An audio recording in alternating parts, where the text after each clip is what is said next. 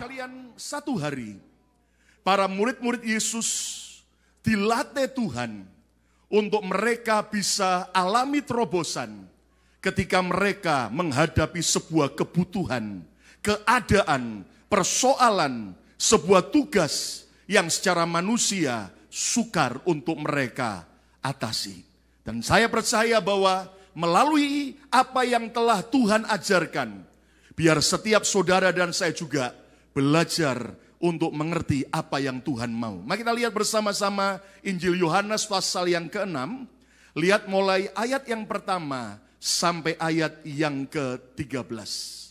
Injil Yohanes pasal yang ke-6, ayat yang pertama mulai sampai ayat yang ke-13. Saya minta kita akan baca saut bersautan. Yang ganjil saya baca, yang genap saudara baca. Ya, tolong ada yang membantu ketika jemaat membacanya.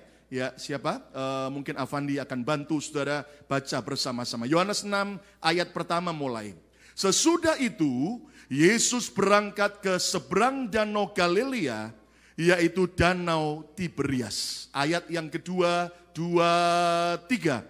Orang banyak berbondong-bondong mengikuti dia, karena mereka melihat mujizat-mujizat penyembuhan yang diadakannya terhadap orang-orang sakit. Ayat 3 saya baca, dan Yesus naik ke atas gunung dan duduk di situ dengan murid-muridnya. Ayat yang keempat, 2, 3. Dan Paskah hari raya orang Yahudi sudah dekat. Ketika Yesus memandang sekelilingnya dan melihat bahwa orang banyak berbondong-bondong datang kepada Yesus, berkatalah ia, Yesus, kepada Filipus, salah seorang dari 12 muridnya, di manakah kita akan membeli roti supaya mereka ini dapat makan? Ayat yang ke-6, 2, 3. Hal itu dikatakannya untuk mencobai dia, sebab ia sendiri tahu apa yang hendak dilakukannya. Jawab Filipus kepadanya, roti seharga 200 dinar tidak akan cukup untuk mereka ini, sekalipun masing-masing mendapat sepotong kecil saja. Ayat 8 lebih keras, 2, 3. Seorang dari murid-muridnya, yaitu Andreas, saudara Simon Petrus, berkata kepadanya, di sini ada seorang anak yang mempunyai 5 roti jelai dan 2 ikan.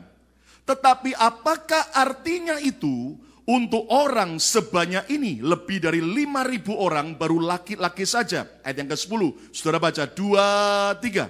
Kata Yesus, suruhlah orang-orang itu duduk. Adapun di tempat itu banyak rumput, maka duduklah orang-orang itu, kira-kira 5.000 laki-laki banyaknya. Lalu Yesus mengambil roti itu, mengucap syukur dan membagi-bagikannya kepada mereka yang duduk di situ. Demikian juga dibuatnya dengan ikan-ikan itu, sebanyak yang mereka kehendaki. Ayat 12, 2, 3. Dan setelah mereka kenyang, ia berkata kepada murid-muridnya, kumpulkanlah potongan-potongan yang lebih, supaya tidak ada yang terbuang. Ayat 13 baca sama-sama, 2, 3. Maka mereka pun mengumpulkannya dan mengisi 12 bakul penuh dengan potongan-potongan dari ke-5 roti jelai yang lebih setelah orang makan. Kalau saudara pelajari apa yang terjadi situasi waktu itu, setelah sepanjang hari orang-orang banyak, lebih dari 5.000 orang, itu baru laki-laki saja, belum wanita dan anak-anak. Mereka sejak pagi mencari Yesus. Dan sejak pagi mereka mendengar Yesus mengajar, menyampaikan firman Tuhan. Dan waktu menjelang malam, saudaraku, ternyata orang-orang banyak itu ternyata sedang lapar dan membutuhkan makanan. Maka Yesus memerintahkan murid-muridnya agar mereka memberi makan. Sementara Filipus berkata, uang kas dalam pelayanan Yesus waktu itu hanya sisa 200 dinar saja.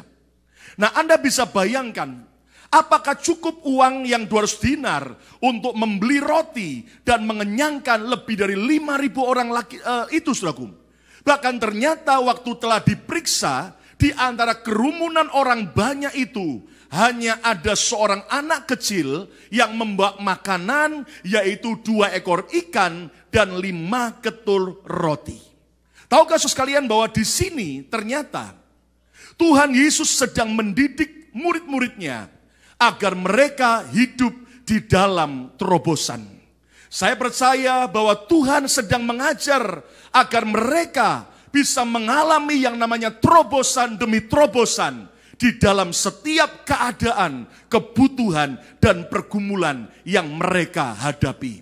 Dan Anda mengerti akhirnya Tuhan Yesus sendiri, dia memberi mujizat, mengenyangkan 5.000 orang lebih. Saudaraku, dari apa? Dari 2 ekor ikan dan 5 ketul roti yang sedikit, yang nothing itu. Tapi ternyata itu dilipat gandakan oleh Tuhan, bahkan lebih 12 bakul roti. Tahukah sekalian, tidak peduli masalah dan kebutuhan yang kau hadapi hari ini. Percayalah, Tuhan itu sedang mengajar dan melatih kita agar kita bisa hidup di dalam terobosan. Yang setuju katakan haleluya. Siapa yang mau hidup di dalam terobosan dalam hidup ini? Kata bersama saya mau hidup dalam terobosan. 2, 3. Saya beri judul khotbah hari ini adalah Live in Breakthrough. Hidup di dalam terobosan. Saudara, Tuhan mau agar kita semua hidup di dalam terobosan. Dan lihat secara manusia, nggak mungkin mereka itu, saudaraku, para murid-murid bisa memberi makan 5.000 orang lebih yang terhitung baru laki-laki saja. So sekalian, saya percaya kita sudah sering mendengar tentang mujizat Yesus melipat gandakan 5 ketul roti dan 2 ekor ikan. Tetapi seringkali orang hanya sebatas dan kagum, wow, dan sebatas percaya Yesus Jehovah Rafa. Tapi sebetulnya Anda mengerti kenapa Yesus tidak langsung memberi makan 5.000 orang itu, tapi kenapa Yesus memberi makan melalui murid-muridnya. Kata bersama saya adalah murid-murid Yesus. 2, 3, saya adalah murid-murid Yesus. Di sini Yesus sedang mengajar, mendidik murid-muridnya untuk mereka bisa alami terobosan, untuk bisa menyelesaikan setiap masalah dan tugas yang mereka hadapi. Saya yakin, saudaraku, dengar. Setiap hari, saudara-saudaraku, Anda menghadapi begitu banyak tugas, begitu banyak masalah, kebutuhan, dan segala persoalan. Nah, Tuhan sedang melatih kita untuk belajar dari peristiwa ini. Tidak hanya sekedar percaya Yesus Jehovah Jireh, tapi ternyata dari peristiwa ini, Tuhan sedang memberikan rahasia-rahasia agar saya dan saudara hidup di dalam terobosan. Maka kita lihat, saudaraku, apa rahasia yang pertama agar kita bisa hidup di dalam terobosan? Lihat Yohanes 6 ayat yang kelima sekali lagi. Perhatikan di situ, saudaraku. Ketika Yesus memandang sekelilingnya dan melihat bahwa orang banyak berbondong-bondong datang kepada Yesus. Saya mau tanya buat saudara sekalian, mereka datang ngapain, saudaraku? Halo? Kok diam semua? Halo? Mereka datang pada Yesus berbondong-bondong ngapain? Lihat film layar tancap? Halo? Enggak begitu. Mereka lagi ngapain? Halo? Mereka dengar firman, mereka punya penyakit, datang pada Yesus supaya disembuhkan. Ya toh, saudaraku? Nah, perhatikan, saudaraku. Berkatalah Yesus kepada Filipus, di manakah kita akan membeli roti supaya mereka ini dapat makan? Nah, Anda tahu, saudaraku, ini sesuatu yang sebetulnya di luar dugaan daripada Filipus. Karena tadinya murid-murid berpikir begini, yang penting orang-orang banyak ini datang cari Yesus, mereka dengar pengajaran Yesus, dengar firman Tuhan, yang sakit disembuhkan, dan itu kan kebutuhan rohani. Tapi tiba-tiba Yesus tanya sama mereka, di manakah kita bisa memberi mereka makan, beli roti di mana? Dan kalau Anda lihat dalam Injil yang lain, itu tegas Yesus berkata, kamu harus memberi mereka makan. Loh, Filipus, saudaraku, bisa protes. Loh, Tuhan, kita ini kan pelayan rohani, Tuhan. Urusan kita ini kan hanya masalah rohani, Tuhan.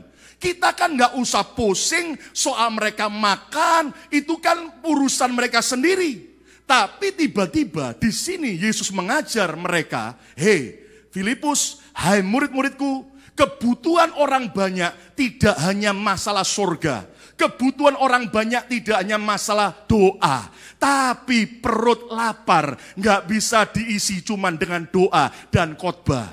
Nggak ada yang amin. Amin, suku. Dan di sini mulai Yesus berkata, kamu harus memberi mereka juga mencukupi kebutuhan mereka. Tidak hanya soal rohani, tapi juga kebutuhan apa? Jasmani. Nah, disinilah kita bisa belajar. Kalau saudara dan saya mau hidup di dalam terobosan, maka yang pertama kita harus hidup dalam keseimbangan. Kata bersama saya, hidup dalam keseimbangan. 2, 3. Kok diam begini? 2, 3. Hidup dalam apa? Keseimbangan. Di sini Yesus sedang mengajar, hey, orang itu tidak hanya butuh soal rohani, tapi juga butuh soal apa? Jasmani. Tapi jangan dibalik. Orang juga tidak hanya butuh soal apa? Jasmani, soal makanan, ya toh, soal uang. Tapi orang juga butuh soal apa? Rohani, ya toh. Dan di sini ternyata membuka pikiran dan saudaraku semua kehidupan murid-murid Yesus bahwa kamu harus seimbang. Dalam kebutuhan rohani harus dicukupi, tapi dalam kebutuhan jasmani juga jangan diabaikan. Yang mengerti katakan haleluya.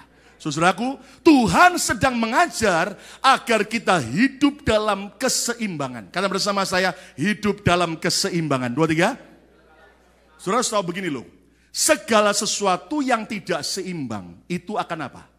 Berbahaya. Saya pernah ketika perjalanan dari New York balik ke villa, tiba-tiba saya ini lapar dan saudaraku Anda harus mengerti, kalau pendeta lapar juga tidak hanya bahasa roh, tiba-tiba kenyang. Ada yang amin. Ya kan? Saya juga perlu apa? Makan.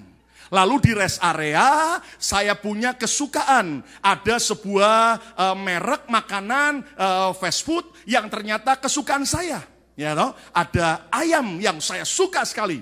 Namanya apa? Roy Roger. Sebut aja lah, nggak apa-apa ya kan? Supaya siapa tahu saya dapat komisi dari mereka. Saudara. Nah, itu kesukaan saya dan Anda tahu saudaraku, akhirnya saya mulai ambil, itu kan Anda tahu begitu antri ngambil ada traynya, ya ada istilahnya apa? Nampannya atau baginya, ya toh. Lalu kemudian saya lihat ada paket, ada beberapa ayam, ada rotinya dalam tempat, saya ambil, saya taruh di tray saya. Lalu kemudian saya lihat ada fries-nya. Wow, curly fries, saudaraku. Itu yang agak pelungker-pelungker. Wah, rasanya haus. Lihat wajahnya wajah lapar semua, saudara ya. Nah, lalu saya ambil, ya toh, kesukaan saya. Lalu kemudian saya lihat ada minuman. Saya memilih minuman mana yang saya suka, orange juice dan beberapa yang lain. Saya ambil 2 botol. Kenapa? Karena orange juice-nya kecil, bukan saya minimal saya butuh 2 botol. Saya ambil, saudaraku. Lalu kemudian saya harus angkat semua, apa saudaraku, di atas tray. Lalu saya bawa kemana? Ke kasir, ya kan? Tapi rupanya saya kurang awas. Satu hari itu tidak seimbang, tidak balance. Anda tahu tiba-tiba trennya agak miring, langsung bahasa Jerman kunonya, mak numplek semua. Numplek semua, grup ya. Waduh, saya lihat saudaraku, yang namanya ayam dan fries saya saudaraku di bawah semua. Minuman masih bisa terselamatkan karena belum dibuka saudara. Anda tahu apa yang terjadi? Saya sadar, waduh, ini makanan saya mau makan sudah lapar. Ternyata Anda tahu saya harus bayar karena salah saya kan. Dan Anda tahu saudaraku, untungnya hari itu manajernya lihat, mungkin kasihan lihat pendeta gemuk, saudara. Dan dia berkata, oke, khusus hari ini nggak usah dibayar yang ini, ambil lagi. Dan saya berkata, oh thank you. Anda bisa bayangkan, itu gara-gara tidak seimbang, berkat yang sudah di tangan melosot. Berapa banyak anak Tuhan juga begitu. Ketidakseimbangan dalam hidup ini, itu akan berbahaya. Nah, Yesus mengajar saudara dan saya agar kita hidup dalam keseimbangan. Kenapa? Kita harus seimbang dalam hidup ini. Dalam soal apa?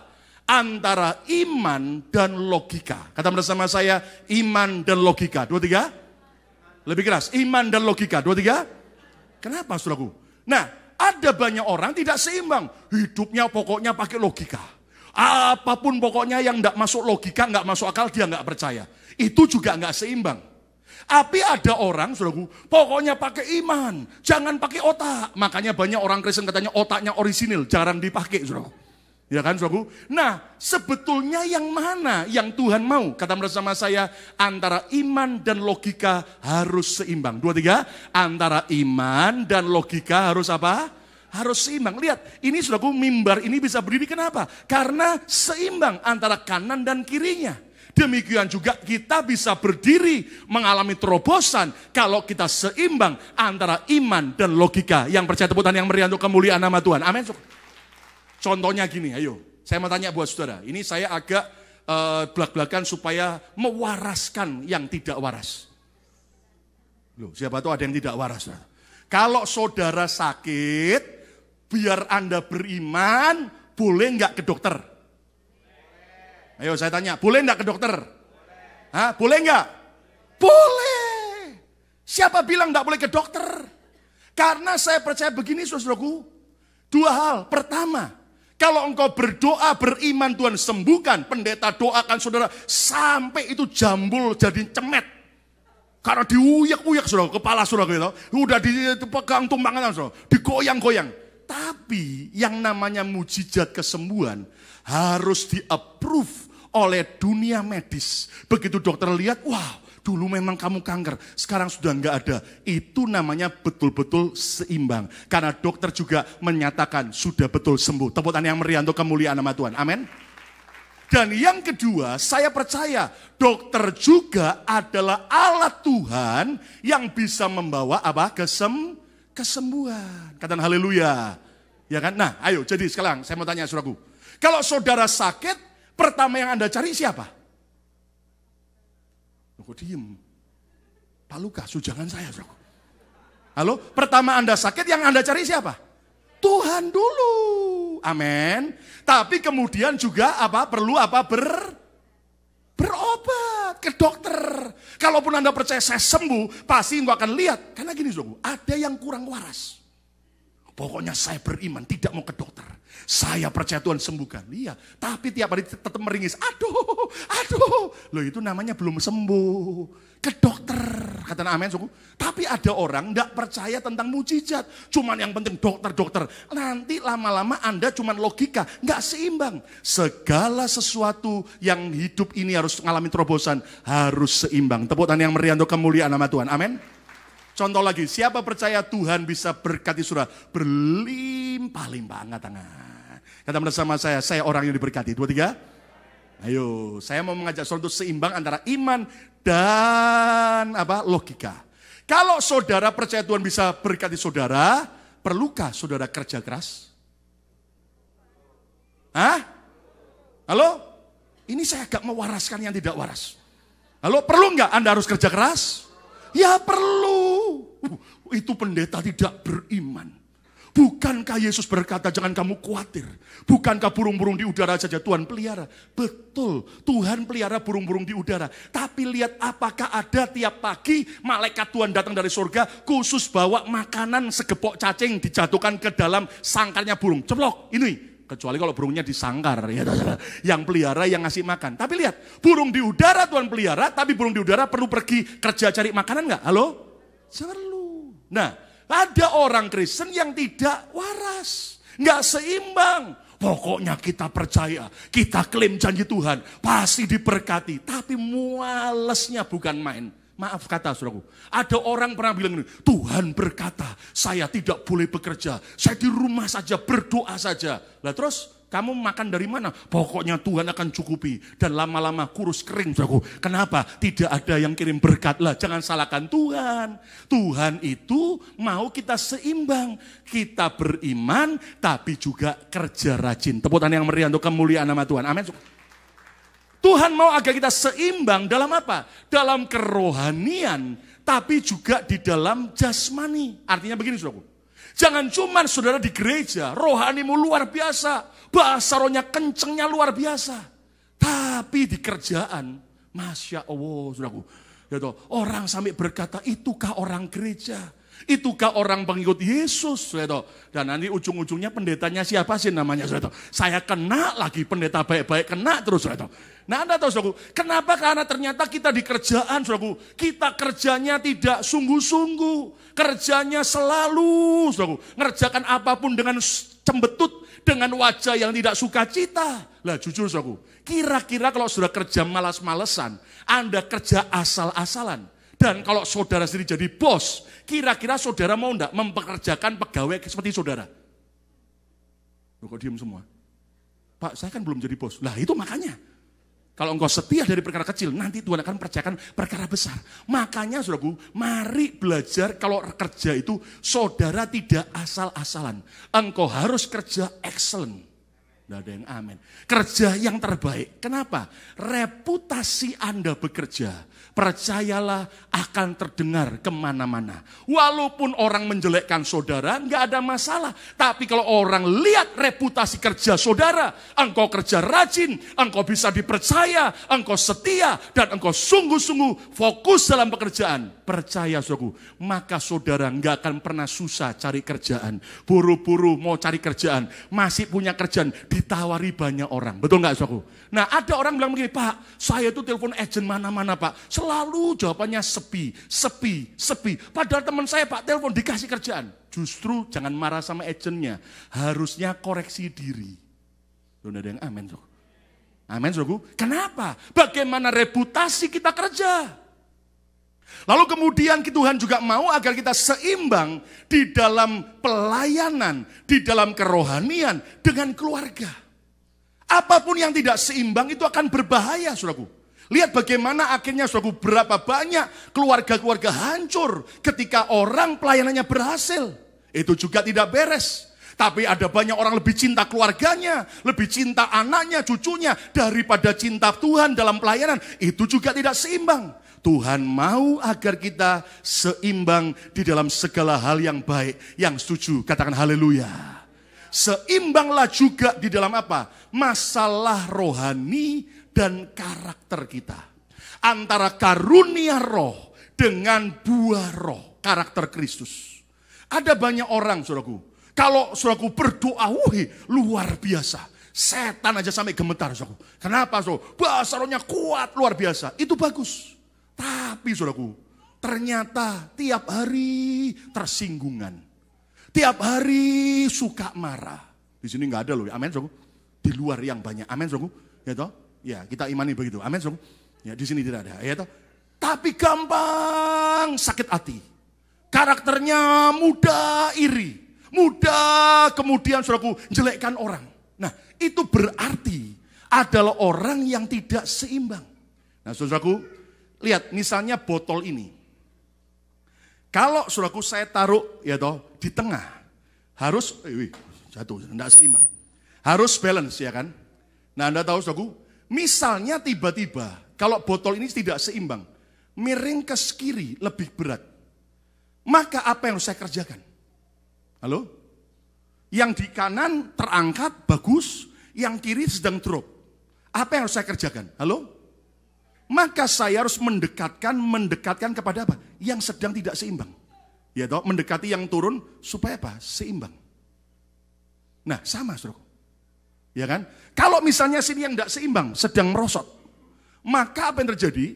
Kita harus mendekatkan diri untuk fokus kepada yang sedang merosot. Supaya apa? Seimbang. Nah, sama saudaraku. Dalam hidup kita, kalau sudah lihat hari ini, keuanganmu oke, diberkati. Tapi masalah kesehatan kok problem ya? Nah, saudara harus mulai fokus kepada masalah kesehatan. Kenapa ya kok aku bisa sakit ya? Oh, karena kerja terus, enggak pernah istirahat dengan baik. Kerja terus ya toh, tapi makannya tiap hari cuman telur rebus dan nasi putih. Ya toh.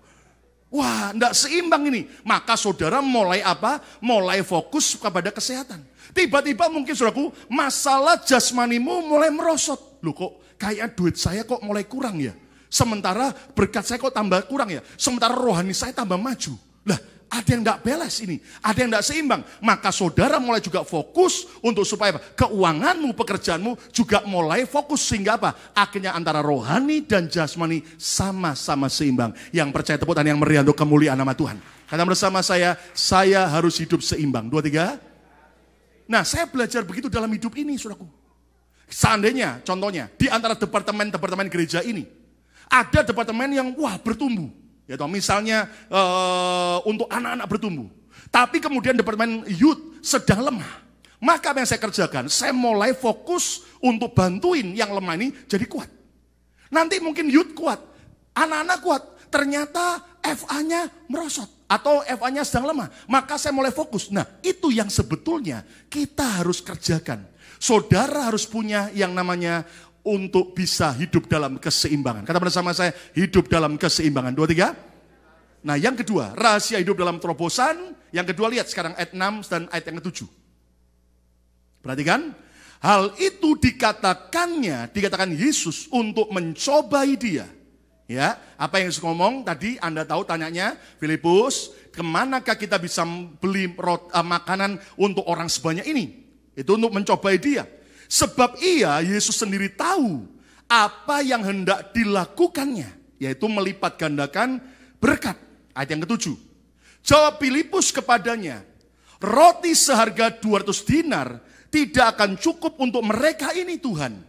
Sekalipun masing-masing mendapat sepotong roti saja. Nah, lihat kemarin.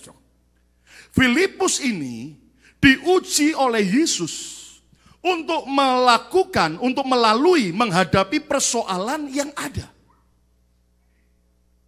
Dan sebetulnya Yesus tahu apa yang dia mau kerjakan. Tapi Tuhan mau menguji Filipus.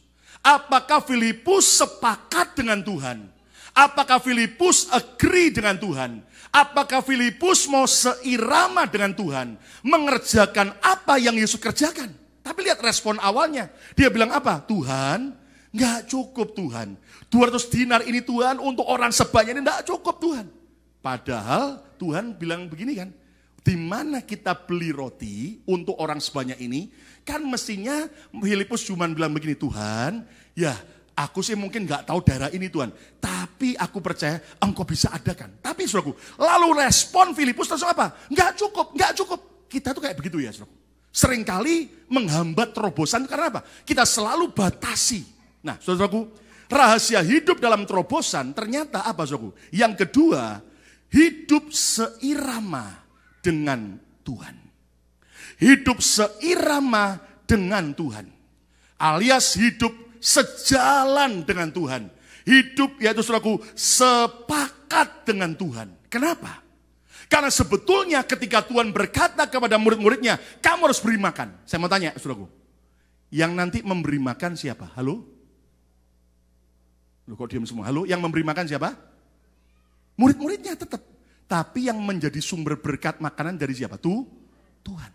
Nah, yang Tuhan mau itu begini. Pokok Filipus, apa yang aku mau kerjakan, ikut aja. Aku kemana, kamu ikut. Aku ngerjakan apa, kamu ikut. Aku perintahkan apa, kamu kerjakan. Nah, Tuhan mau kita hidup seirama dengan Tuhan. Sudah tahu enggak? Misalnya begini, saudaraku. Kenapa kita bisa tangkap gelombang sebuah siaran radio Kristen di Philadelphia ini? Ya kan? Siaran berapa? 106,95. Ya, itu lagu-lagu Kristen yang bagus. Ya. Nah, bagaimana Anda bisa menangkap gelombang itu? Maka saudara harus tune, ya toh, radio saudara supaya apa? Bisa tune, bisa pas di apa? Siarannya. Nah, sama loh saudaraku. Kenapa kita tidak alami terobosan? Karena kita nggak sepadan dengan Tuhan. Ya toh? Contoh saudaraku. Kenapa saya bisa tepuk tangan? Halo? Yang ngantuk bangun. Halo? Kenapa saya bisa tepuk tangan? Karena tangan kanan dan tangan kiri saya sama-sama apa? Sepakat. Ya kan? Kalau saya nggak mau, Tuhan mau, tapi kita nggak mau. Lihat, nggak terjadi mujizat. Lihat enggak? Nah, artinya gini, saudara. Apapun yang Tuhan perintahkan, saudara harus sepakat dengan Tuhan. Engkau harus agree, seirama dengan Tuhan. Saudara harus belajar, Tuhan yang kau mau apa Tuhan? Kan mesti gitu kan? Filipus ngomong, Tuhan yang kau mau apa Tuhan? Aku mau buat mujizat. Oke Tuhan, aku sepakat. Caranya gimana? Nah kan gitu. Tapi ini enggak langsung menjudge. Enggak cukup Tuhan dengan uang 200 dinar. Kita harus seirama dengan Tuhan dalam cara pandang menghadapi masalah. Seringkali kita pakai cara pandang kita sendiri. Akibatnya apa? Enggak alami terobosan. Kita harus seirama dengan Tuhan dalam soal iman, dalam menyelesaikan persoalan. Kita ini harus bergerak kemana Tuhan bergerak. Kita harus melangkah sesuai dengan kemana Tuhan perintahkan. Contoh ini saudaraku. Misalnya, ya toh, saudara ketika Anda naik mobil drive GPS. Dan Anda tahu saudaraku, GPS itu sebagian besar suaranya suara wanita. Ya. Dan ternyata orang berkata bahwa dalam hidup ini ada suara wanita, beberapa wanita yang harus selalu kita dengar. Pertama suara GPS, suara wanita. Yang kedua suara siapa? Ibu kita. Yang ketiga suara siapa? Tahu semua, saudara. Yang belum menikah belum tahu itu, saudara. Ya kan? Tapi saya pernah ngomong begini, ada pria langsung kemudian, suami langsung setelah itu, saudara, langsung dia rubah suara GPS-nya bukan suara wanita lagi, suara laki-laki, saudara. Mungkin dia agak kepahitan dengan istrinya mungkin, saudara. Ya. Nah, tapi begini, saudara. Ternyata misalnya suara GPS-nya bilang belok kanan 1 mil lagi. Tapi saudara ngotot, saya nggak mau belok kanan, saya maunya belok kiri. Bisa nggak? Hah? Bisa nggak? Ya bisa, Anda bisa belok kiri karena kemudinya di tangan saudara, betul nggak? Tapi saya mau tanya, sampai sana ketemu tujuannya nggak? Nyasar. Sama loh, saudara. Kita itu kayak megang kendali, Tuhan kasih free will. Tuhan ngomong, ayo belok kanan. Saya nggak mau Tuhan, saya maunya kiri. Nggak seirama dengan Tuhan, tidak sepakat dengan Tuhan. Ya kita bisa belok kiri. Dan di kiri ternyata kok nggak ada berkat Tuhan ya? Ke kiri, kok nggak ada hadirat Tuhan ya? Kok tidak ada penyertaan Tuhan ya? Dan di sini terus kita marah sama Tuhan. Tuhan, kenapa aku nggak alami terobosan? Yang lain alami terobosan. Tuhan ngomong, lah kamu nggak ikut aku ke kanan, kamu ke kiri. Kalau Tuhan ngomong lurus, terus jalan, maka kita juga tidak boleh berhenti atau malah U-turn, berbalik ke belakang, harus ikut. Sama loh, saudaraku. Maaf kata, saudaraku, ada jemaat cerita sama saya begini. Saya tahu dia dengan tulus, dia bilang begini, Pak, saya itu Pak, sudah jelas loh Pak, berkali-kali Tuhan tuh ngomong sama saya. Kamu aku taruh di gereja ini karena ini tempat penggembalaanmu supaya kamu bertumbuh. Berkali-kali. Bahkan saya itu belum ke Amerika, Pak. Saya pernah doa dan dapat penglihatan seorang pendeta gemuk, Pak. Dan rupanya waktu saya ke Amerika, lihat Pak Lukas, lah ya ini katanya. Luar biasa, Saudara. Tapi dia cerita, satu hari dia diajak temannya pindah gereja lain. Dia akhirnya, saudaraku, ikut temannya. Apa yang terjadi? Dia ngomong gini, Pak, saya coba berapa bulan Pak, kering saya nggak dapat apa-apa Pak. Terus saya tanya Tuhan, sementara yang lain di gereja itu ngalami berkat Tuhan, lah kalau saya nggak ngalami. Dan akhirnya tiba-tiba Tuhan ingatkan kembali, dan dia balik. Dan hari ini saudaraku, dia setia di gereja ini dan dia berkata, hidup saya alami pertumbuhan. Saya ngomong begini, saya saksi dengan jemaat ini, bukan berarti saudaraku bahwa di sini hanya di sini. No. Tapi saudaraku, kemana Tuhan perintahkan kita? Kemana Tuhan bergerak? Kemana Tuhan bawa kita? Dan kalau kita ada di tempat Tuhan berada, percayalah di situ ada berkat Tuhan. Tepuk tangan yang meriah untuk kemuliaan nama Tuhan. Katakan haleluya. Katakan haleluya. Anda tahu di padang gurun nggak ada yang namanya saudaraku supermarket, nggak ada yang namanya Winmart, nggak ada yang namanya Shoprite. Tapi kalau ada Tuhan, orang Israel 40 tahun tidak pernah mati kelaparan. Selama saudara seirama dengan Tuhan, engkau melangkah seperti apa yang Tuhan suka, percayalah di situ kita akan alami terobosan. Tepuk tangan yang meriah untuk kemuliaan nama Tuhan. Amin. Yang ketiga, lihat sekarang ayat 8 dan ayat 9. Yohanes 6 ayat 8 dan ayat 9. Seorang dari murid-muridnya yaitu Andreas, saudara Simon Petrus berkata kepadanya, ayat 9, di sini ada seorang anak, dalam terjemahan yang lain anak kecil, ya, yang mempunyai 5 roti jelai dan 2 ikan. Tetapi apakah artinya itu untuk orang sebanyak ini? Nah lihat ya, Andreas ini murid Yesus yang agak konyol sekali. Andreas tidak tahu justru ikan dan roti yang sedikit itulah yang akan jadi alat Tuhan buat mujizat. Tapi Anda tahu saudaraku, minimal mujizat terobosan terjadi waktu itu dimulai dari apa? Dimulai memang karena Tuhan, betul. Tapi melalui cara apa? Ada seorang anak kecil di antara ribuan orang yang datang, yang sedang lapar karena sejak pagi mereka dengar Yesus khotbah, dan ini sekarang sudah malam, sementara tidak ada kampung yang dekat, tidak ada toko yang dekat. Anda tahu apa terjadi, saudaraku? Ternyata anak kecil ini juga saya yakin pasti lapar. Betul nggak, saudaraku? Nah, tiba-tiba Andreas kan disuruh Tuhan, periksa, kamu punya apa? Nggak punya apa-apa murid-muridnya. Tapi lihat, ada anak lagi lapar, punya 2 ekor ikan dan 5 ketur roti. Lalu Andreas ngomong gini, boleh nggak Om minta? Untuk siapa? Yesus minta. Anda tahu saudaraku, itu anak kecil dengan rela hati memberikan makanan yang dia miliki. Padahal dia sendiri sedang lapar dan diberikan kepada Yesus. Dan Anda tahu akibatnya, melalui anak kecil yang rela memberikan. Saudara tahu, Yesus lipat gandakan. Dan akhirnya 5.000 orang lebih kenyang. Tepuk tangan yang meriah untuk kemuliaan nama Tuhan. Amin. Bahkan lebih berapa? Halo? Lebih berapa? 12 bakul. Saya mau tanya buat saudaraku. 12 bakul itu selanjutnya kira-kira dibuat apa? Hah? Makanan untuk setiap rasul 12 kasih satu-satu keranjang?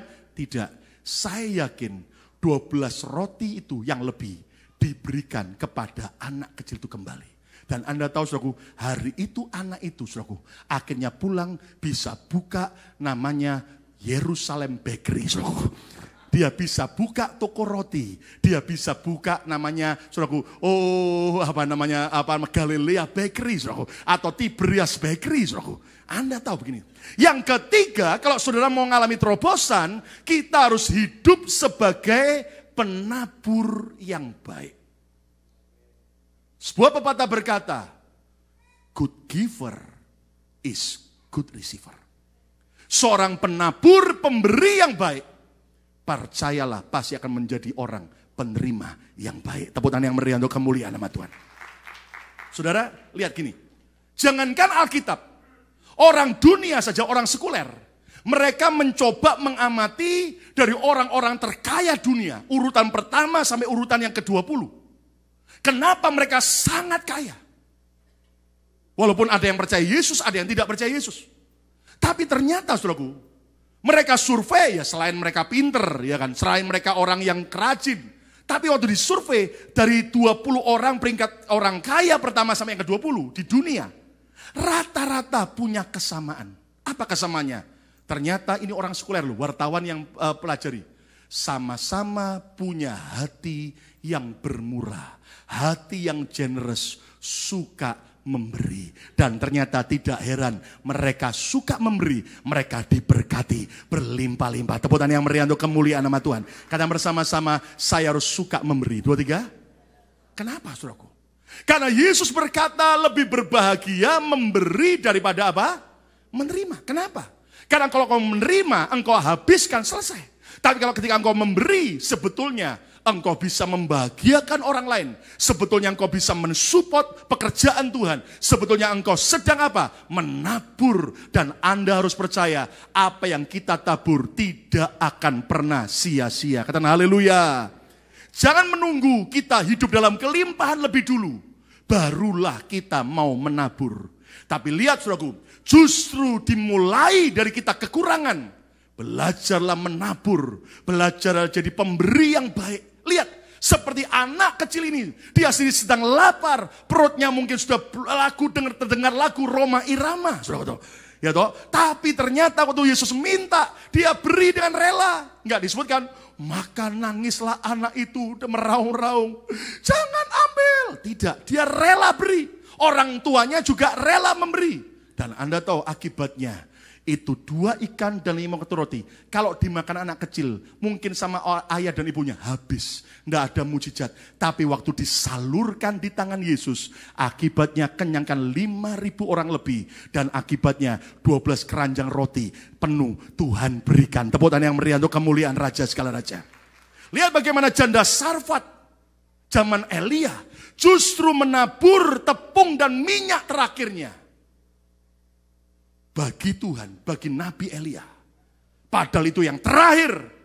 Tapi Anda tahu saudaraku, justru selama 3,5 tahun kelaparan, tepung dan minyak tidak habis-habisnya. Dilipat gandakan Tuhan. Lihat bagaimana janda di bait suci zaman Yesus sedang mengajar. Yesus berdiri di depan pintu kotak persembahan. Siapa bilang bahwa Tuhan tidak pernah memperhatikan soal jumlah persembahan kita? Tuhan lihat hati kita, tapi juga Tuhan lihat jumlahnya. Buktinya dia tahu siapa memberi banyak, jumlahnya pun wanita janda 2 dinar, Yesus juga tahu. Anda tahu saudaraku, ternyata apa terjadi? Ternyata saudaraku, 2 janda ini saudaraku justru dia menaburkan 2 dinar. Semua uang sisanya masuk ke dalam persembahan di rumah Tuhan. Dan saya yakin, Yesus tidak hanya memuji wanita janda itu, tapi saya yakin pasti akan ada berkat pemeliharaan Tuhan. Yang percaya tepuk tangan yang meriah untuk kemuliaan Tuhan. Kita mau alami terobosan, tapi tidak pernah menabur, nggak akan ada. Ibarat saudara punya ladang 10 hektar, tapi saudara tidak pernah menabur, yang kau nggak akan pernah menuai. Itu nggak seimbang, betul nggak, saudara? Kalau Anda punya 10 hektar, engkau hanya nabur sedikit, engkau akan nuai, tapi sedikit. Orang yang cerdas, dia tabur yang banyak. Karena dia tahu dia mau menuai 10 hektar panen juga. Katakan haleluya. Ada seorang pasien jabat tangan sama dokternya. Sambil berkata, kita kan sahabat lama dokter. Maka saya tidak memaksa Anda dokter untuk memberitahu saya berapa biaya pengobatan ini. Tapi jangan khawatir dokter. Nama dokter sudah saya masukkan ke dalam daftar orang-orang yang akan menerima warisan jika saya kelak meninggal dunia. Dokternya senyum, wah Anda baik sekali ya. Nama saya Anda cantumkan sebagai daftar orang penerima warisan kalau Anda mati. Iya dokter, makanya jangan tanya, jangan minta uang sama saya dokter. Percayalah nama dokter sudah ada dalam daftar warisan. Lalu dokter berpikir sejenak. Si dokter menambahkan, boleh enggak saya lihat resep yang tadi saya berikan pada Anda? Loh, boleh dokter, tapi buat apa? Enggak, saya cuma hanya membuat sedikit perubahan saja. Apa perubahannya dokter? Saya mau tambahin, agar saya cepat bisa menerima warisan ketika Anda meninggal. Itu namanya orang apa? Pelit. Belajarlah bermurah. Beberapa hari yang lalu, saya terima SMS, ada yang saksi saya, Pak, Tuhan dahsyat. Dia bilang begini, saya itu tiba-tiba tergerak mensupport tim kita ya hari ini yang lagi ada di Florida, lagi doa peperangan dan juga vacation. Mereka lagi mau berangkat. Tuhan gerakkan saya support makanan mereka. Dan ajaib loh Pak. Kan ternyata besoknya saya bisa dapat berkat luar biasa Pak. Saya terima orderan makanan yang banyak. Dan hari itu Pak, saya hitung berkat saya $800. Tidak sebanding dengan apa yang saya tabur. Saya berkata, Tuhan kita, Tuhan yang baik. Tepuk tangan yang meriah untuk kemuliaan Tuhan. Katakan haleluya. Saudaraku, mari kita belajar untuk jadi penabur yang baik. Yang keempat, yang terakhir. Rahasia hidup dalam terobosan. Lihat sekarang ayat 10 dan ayat 13. Sampai 13. Lihat ya. Kata Yesus, suruhlah orang-orang itu duduk. 5.000 orang lebih suruh duduk. Tadinya berdiri, ya kan? Adapun di tempat itu banyak rumput. Tapi untung loh Yesus gak suruh duduk makan rumput. Enggak suruh. Maka duduklah orang-orang itu kira-kira 5.000 laki-laki banyaknya. Ayat 11. Lalu Yesus mengambil roti itu, mengucap syukur dan membagi-bagikannya kepada mereka yang duduk di situ. Demikian juga dibuatnya dengan ikan-ikan itu sebanyak yang mereka kehendaki. Ayat 12. Dan setelah mereka kenyang, ia berkata kepada murid-muridnya. Anda harus percaya kalau Tuhan kasih berkat itu tidak cuma pas-pasan. Kenyang. Kata bersama saya 2, 3. Siapa mau hidup kenyang? Amin, saudaraku. Ya toh? Dan setelah mereka kenyang, ia berkata kepada murid-muridnya, apa? Kumpulkanlah potongan-potongan yang lebih, yang sisa, supaya tidak ada yang terbuang, tidak boleh tercecer. Ayat 13. Maka mereka pun mengumpulkannya dan mengisi 12 bakul penuh dengan potongan-potongan dari kelima roti jelai yang lebih setelah orang makan. Lihat kembali, saudaraku. Tuhan itu ternyata bergerak berdasarkan kebutuhan, ya, bukan secara sembarangan. Anda harus tahu begini, saudaraku. Ingat bahwa Yesus pernah juga mengucap syukur, pegang roti dan saudaraku memecah-mecahkan beri kepada murid-muridnya. Kapan? Waktu dalam Last Supper, perjamuan malam terakhir. Tapi lihat waktu Yesus pecah-pecahkan, tidak tiba-tiba terus berlipat-lipat sampai akhirnya lebih sisa. Enggak. Tapi ketika bersama dengan 12 muridnya, ya hanya 12 muridnya yang kenyang. Tapi ketika Yesus dihadapkan dengan 5.000 orang lebih, itu roti dipecah-pecahkan mengenyangkan 5.000 orang lebih. Dan lihat, Yesus itu ajaib. Dia perintahkan orang yang banyak itu supaya apa? Duduk. Duduk, bahkan kalau Anda lihat dalam Injil lain, duduk berkelompok-kelompok. Ini kan bicara apa? Bicara begini, saudara contohnya ya. Kenapa setiap perjamuan, ketika perjamuan dibagikan, saya ajak saudara duduk kembali. Ada yang tanya sama saya, Pak, apa itu keharusan? Oh, tidak keharusan. Tapi minimal apa? Dari mimbar ini, ketika saya ajak saudara duduk, saya bisa melihat siapa yang sudah menerima, mana yang belum menerima. Supaya saya bisa lebih mengawasi. Makanya kenapa waktu khotbah, saudara saya suruh duduk. Mau enggak? Saudara waktu khotbah, saya suruh saudara berdiri aja. Halo? Kenapa gini? Karena begini, kalau saudara saya suruh duduk, saya bisa melihat mana yang ngantuk dan mana yang tidak. Loh, amin saudaraku? Itu harus Anda ngerti. Kenapa Yesus suruh mereka duduk? Itu Yesus. Ini bicara manajemen loh. Suruh kelompok. Jadi Yesus tuh amati, oh sebelah sana, Petrus, sebelah sana yang kurang. Andreas itu yang belum. Oh situ kebanyakan, ayo bagi-bagi. Itu yang Yesus kerjakan. Ajaib loh. Yesus tuh ternyata manajemennya luar biasa. Terus apa lagi? Yesus lipat gandakan 5 ketur roti dan 2 ekor ikan sesuai dengan kebutuhan yang ada. Bahkan apa? Sisa tidak boleh dibuang, tidak boleh tercecer. Kumpulkan. Sudah tahu? Ini loh rahasia yang keempat terakhir. Siapa mau alami hidup dalam terobosan? Angkat tangan. Amin. Yang keempat, hiduplah dengan cerdas dan bijaksana. Dengan cerdas dan bijaksana. Ada banyak orang Kristen, sebetulnya Tuhan sudah berkati berlimpah-limpah. Tapi tidak pernah bisa manajemen keuangan dengan baik. Punya toko, kepembukuannya berantakan. Belajar jualan barang, tapi barang yang dijual dan yang akhirnya harus dibayar kembali nggak jelas untungnya berapa. Itu namanya tidak cerdas. Tuhan mau agar kita cerdas dan bijaksana. Tuhan mau kita ini bisa ngitung 12 bakul sisanya. Itu saudaraku, Tuhan kita Tuhan yang ajaib. Yang setuju katakan haleluya. Amin saudaraku. Saya akhiri dengan sebuah kisah nyata. Baru-baru ini terjadi, ada seorang konglomerat terkaya di Hong Kong. Namanya Lee Ka-shing. Anda pasti pernah dengar nama Lee Ka-shing kan? Hari ini usianya 85 tahun. Dan Lee Ka-shing ini termasuk orang terkaya di dunia, urutan ke-20. Dengan menurut majalah Forbes, kekayaannya 31 miliar US dollar. Bukan million, tapi billion. Ya. Berapa itu? Coba hitung sendiri. Kalkulator sudah akan error. Nah, ternyata Lee Ka-shing yang sudah usia cukup tua, dia ini punya supir pribadi yang telah mengabdi kepada dia sejak muda sampai tua.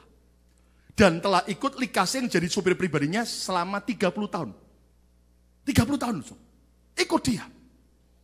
Nah rupanya supir itu sudah tambah tua, Lee Ka-shing berkata begini, wah terima kasih ya, kamu sudah mengabdi kerja sama saya setia selama 30 tahun. Dan aku tahu kamu sudah waktunya pensiun. Saya terima kasih dan mohon diterima, saya akan memberi kamu uang pesangon, dan biarlah uang ini berharga buat kamu, buat keluargamu saat kamu pensiun. Lee Ka-shing bukakan cek sejumlah 2 juta dolar Hong Kong. Ya, itu sekitar, nah Anda tahu, kurang lebih 30 M rupiah. Dan rupanya saudaraku, tiba-tiba waktu itu sopir terima cek 2 juta Hong Kong. Sopirnya berkata, terima kasih bos. Tapi bos, saya kembalikan aja uangnya bos. Loh, kenapa? Apa kamu enggak mau duit ini? Maaf bos, di rekening tabungan saya bos, kalau cuma 2 juta dolar Hong Kong, saya punya lebih bos. Loh, hah? Saya punya 20 juta Hong Kong di rekening saya. Yang benar kamu kan sopir. Saya tahu gajimu berapa tiap bulan. Betul bos. Apa kamu punya warisan dari orang tua, nenek moyang? Apa kamu orang kaya? Bos, saya juga orang melarat kayak bos dulu awalnya. Lah kamu kok bisa punya duit 20 juta Hong Kong dari mana? Lalu kemudian supir ini senyum bilang ini, bos kan enggak tahu. Saya kan supir pribadinya bos, 30 tahun.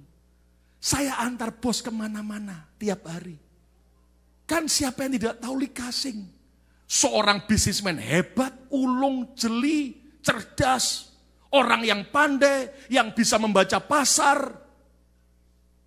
Punya prediksi yang kuat. Jadi apa yang kamu kerjakan? Jadi waktu saya supir bos di mobil kan telepon sama teman bos.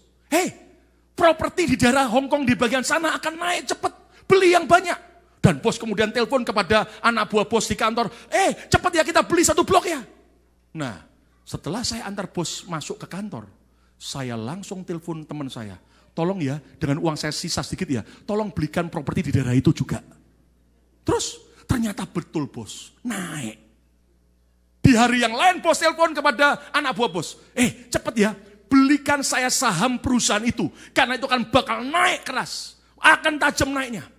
Dan setelah saya antar bos sampai ke kantor, saya telepon teman saya, tolong ya belikan saya saham perusahaan itu, karena pasti naik. Mana bisa, itu perusahaan kecil kok, cepat belikan. Dan ternyata benar bos, naik bos. Dan waktu bos satu saat telepon, cepat jual saham perusahaan itu, karena bakal akan merosot. Ya saya setelah antar bos, saya juga telepon teman saya, cepat jual ya. Itu sang nenek, enggak cepat jual, pokoknya cepat jual. Anda tahu apa yang terjadi? Saudara, ternyata itu supir tidak hanya kerja jadi supir, tapi dia mewarisi, dia cerdas, dia belajar dari seorang konglomerat. Tepuk tangan yang meriah untuk kemuliaan Tuhan. Itu namanya cerdas. Mungkin dia hari ini adalah supir di Hong Kong terkaya. Nah, kita sudah lama ikut Tuhan. Maaf kata, on-nya bukan main. Saya ajar saudara, ayo minimal Anda tanya sama Tuhan, bermental begini. Duitmu jangan cuman engkau biarkan nganggur di bank. Tidak ada yang amin. Duitmu yang tabungan jangan kau biarkan cuman Anda simpen di bawah bantal. Saya tahu saudara, semuanya orang diberkati Tuhan. Amin saudara. Tapi minimal saudaraku bisa Anda belajar tanya sama Tuhan untuk Anda mulai invest. Tetap kerja di toko, tetap kerja di pabrik, tapi ternyata Anda bisa punya income tambahan. Dan itu namanya orang yang cerdas dan bijaksana. Tepuk tangan yang meriah untuk kemuliaan nama Tuhan. Amin saudaraku.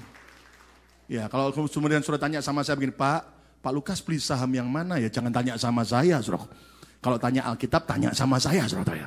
Tapi satu hari mungkinlah saya akan undang orang yang pengalaman soal saham. Loh, ada yang tanya sama saya ini jujur ya, Pak, orang Kristen boleh nggak main saham? Menurut saudara boleh nggak? Boleh nggak? Boleh nggak? Yang benar, boleh nggak? Nggak boleh Pak, itu judi Pak. Loh, apapun bisa dibuat judi nggak? Bisa nggak? Ayo, ini kertas yang sini ada tulisannya, belakang kosong. Ayo, kalau saya lempar nanti yang jatuh, yang ada tulisan atau enggak, taruhan $5.000, bisa nggak? Bisa jadi duit nggak? Itu nggak boleh. Tapi kalau engkau invest, saham bukan untuk dapat namanya keuntungan sehari 2 hari, tapi untuk Anda investasi. Boleh nggak? Boleh. Dan saya berdoa dalam nama Yesus, supaya saudara semua tiba-tiba selain Anda kerja, tiba-tiba Tuhan kasih hikmat buat martabak. Ya, saya dengar setelah saya ngomong segini, jangan semua nanti jual martabak semua. Saingan semua di Betani Cafe. Berantem semua, saudara. Jangan. Tapi Anda harus belajar. Supaya apa? Anda harus bisa cerdas dan bijaksana, sehingga akibatnya saudara jadi orang-orang yang diberkati, hidup dalam terobosan. Tepuk tangan yang meriah untuk kemuliaan nama Tuhan. Katakan haleluya. Katakan haleluya. Saya ajari para pasangan-pasangan daripada full timer kita yang sudah menikah. Para full timernya, oke, full melayani Tuhan. Pasangannya, istrinya atau suaminya, boleh kerja. Boleh lakukan apa? Saya bilang sama istri saya juga. Kamu tidak boleh hanya sekedar bergantung dari suamimu. Kamu harus belajar sama Tuhan, apa yang kamu bisa kerjakan untuk kamu bisa dapat income. Ya kan? Ya dia tidak kerja dengan jam yang panjang, tapi ternyata apa yang dia kerjakan. Dan dia berkata, Pak, luar biasa, saya dapat berkat Tuhan, saya dapat ini. Dan saya lihat, saya belajar apa? Kita ini harus belajar cerdas. Sampai kapan sudah terus mau jadi pegawai? Dalam nama Yesus, saudara, saya nubuati akan punya usaha-usaha sendiri. Lihat ada yang begini. Sudah tua Pak. Siapa bilang? Saya ini banyak digosipkan kan. Kalau digosipkan itu tanda baik. Itu nubuatan. Katanya saya di Indonesia itu, karena sering ke Indonesia, punya hotel. Haleluya. Satu hari benar menjadi loh. Gitu. Tapi saya nggak kemudian, ya, cuman invest loh, boleh nggak? Amin. Gitu. Lihat belum sudah mau mikir, Pak Lukas,